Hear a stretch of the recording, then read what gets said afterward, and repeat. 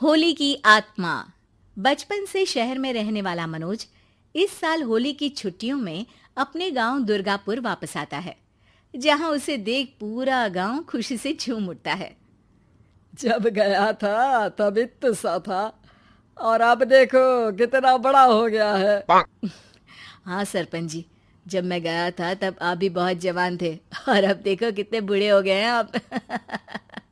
चलो चलो बढ़िया है। बच्चा घर वापस आ गया। इसी खुशी में आज रात पार्टी होगी। क्या बात है, गांव में भी पार्टियां होने लगी। वैसे अगर पार्टी की बात है तो आज क्यों सीधा होली पार्टी करते हैं। होली पार्टी की बात सुन चहल पहल में अचानक सन्नाटा छा जाता है, जिसे देख मनोज को कुछ अजीब लगता है, लेकिन तभी सरपंच बात पलट देता है। अब बहुत देर हो गई, चलो सब अपने घर चलो, पार्टी के बारे में कल सोचेंगे। मनोज भी मम्मी पापा के साथ घर आ जाता है, पर होली पार्टी और उस पर पूरे गांव की खामोशी वाली बात अभी तक उसके जहन से निकलती नहीं। पापा, होली पार्टी की बात पर सब चुप क्यों हो गए थे? अरे होगी उनकी कोई अपनी बात। मुझे गांव की पंचायत ही थोड़ी पता है। थक गया हूँ, चलो सो जाते हैं, कल बात करते हैं। पापा की बात मानते हुए मनोज भी सोने चला जाता है। आज तो छुपा लिया, लेकिन हफ्ते बाद जब होली का दिन आएगा तब इसे कैसे रोकोगे?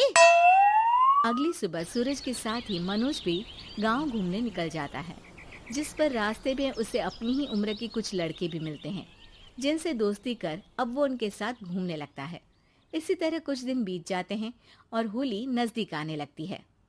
दोस्तों, होली में 4 दिन ही बचे हैं, पर गांव में उसकी कोई तैयारियां क्यों नहीं दिख रही? क्योंकि यहाँ होली नहीं मनाई जाती। अरे पर ऐसा क्यों?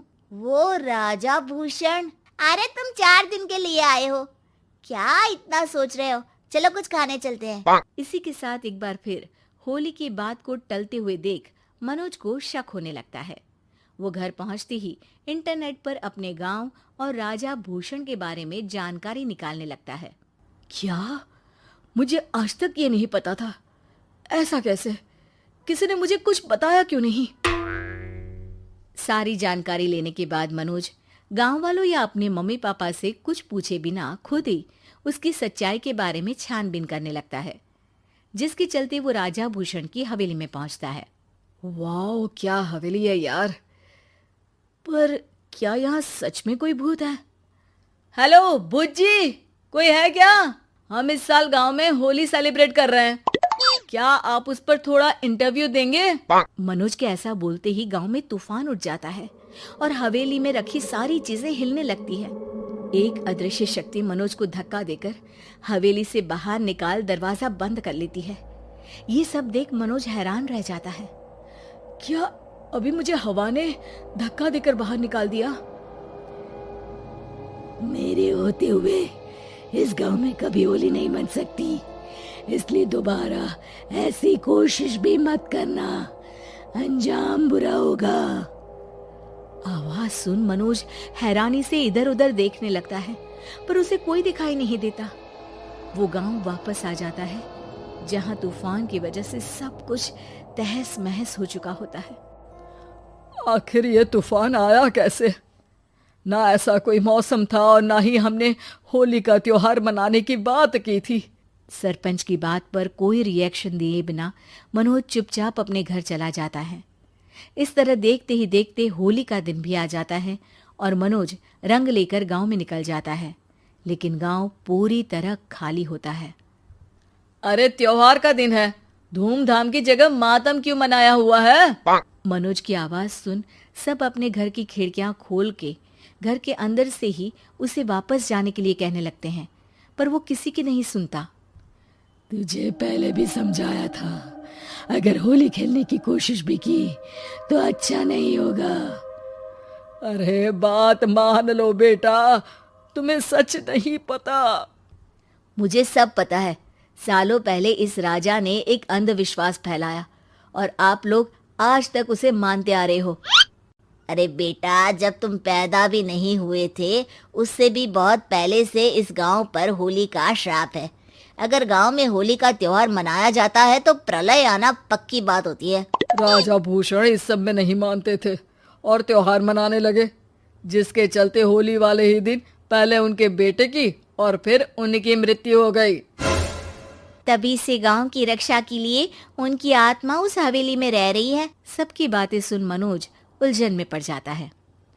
सोचना भी मत मनोज, अगर तुमने इस परंपरा को तोड़ने की कोशिश भी की तो उसका परिणाम इस गांव और गांव के लोगों के लिए अच्छा नहीं होगा। मुझे भी यकीन नहीं हो रहा कि आप लोग एक बेतुकी बात को मानकर सालों से रंगों के त्योहार को मातम की तरह मनाते आ रहे हो। मनोज किसी की कोई बात ना मानते हुए पूरे गांव में रंग बिखेर देता है, जिसके तुरंत बाद वहां तूफान के साथ बिजलियां गरजने लगती है। अचानक मौसम में ऐसा बदलाव देख जहां मनोज कंफ्यूजन में आ जाता है, वहीं गांव वाले डर से सहम जाते हैं।